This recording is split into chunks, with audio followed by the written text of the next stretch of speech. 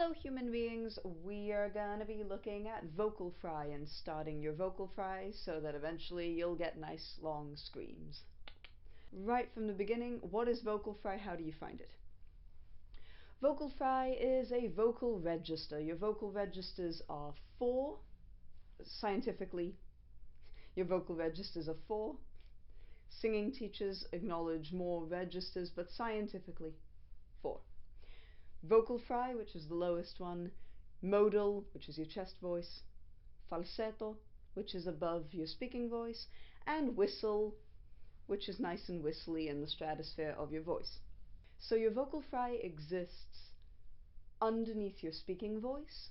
So the first way that we are going to try and locate it is by getting you to phonate on an R on a comfortable pitch for you, and then go down. So you're basically going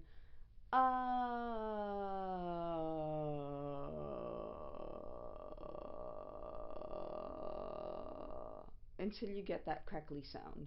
If you have a high female voice,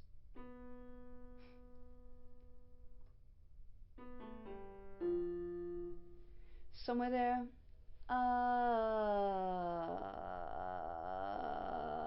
you'll start vocal frying around there. If you have a lower female voice,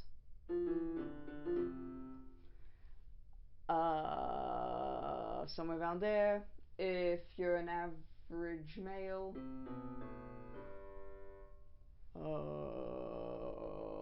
somewhere around there. And if you're magical, somewhere lower than that. If you are not finding your vocal fry, double check that when you go down in pitch,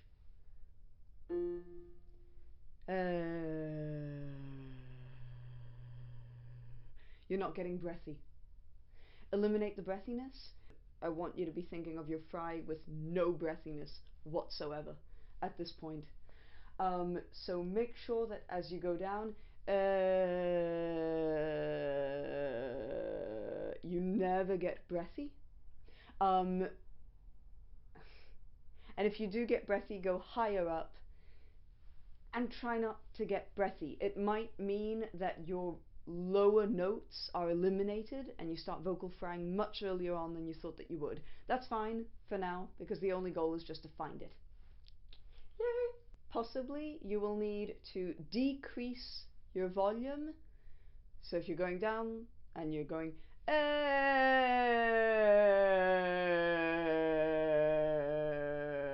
just drop the volume.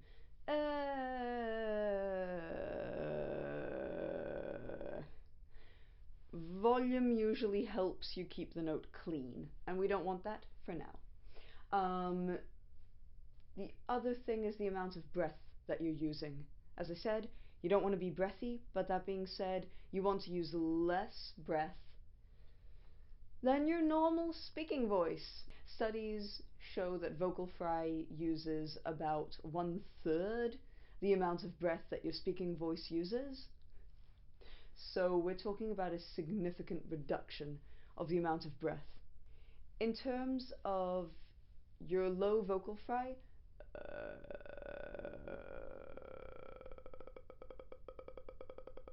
as you go lower in pitch, the vibrations become fewer and fewer and often slower, and so expect that kind of thing to happen.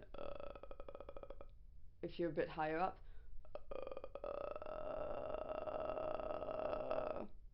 and if you go higher,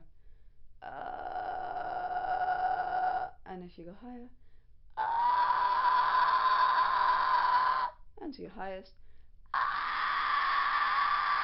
Now, we're going to break all that down, just not necessary, not in this first video. Before you go way up there, you want to find your vocal fry as a register. You want to get used to it as a register, and you want to learn how to navigate it within its native range and where it likes to live. Vocal fry as a register exists underneath your speaking voice, so it likes to be very, very low down.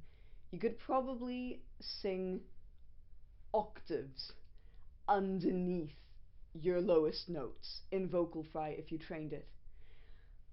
The point is, it likes being down there. It does not want to be high up.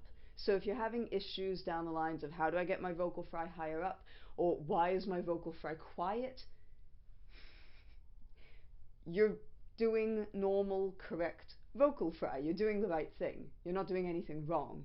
And we're going to break all that down, and we're going to analyze and figure out how you can take it higher up and how you can add volume to it, which has got nothing to do with the way that you add volume normally to your voice.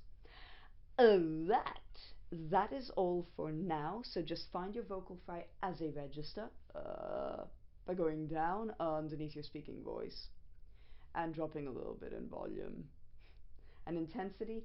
Find that, get used to doing that gesture, get used to starting that way, and I will see you in the next video on vocal fry, where you'll get your first exercise for vocal fry. If you have any questions, leave them in the comments below. Check out my false chord videos or anything else that you might be interested in, and let me know if there's anything you want me to analyze and break down.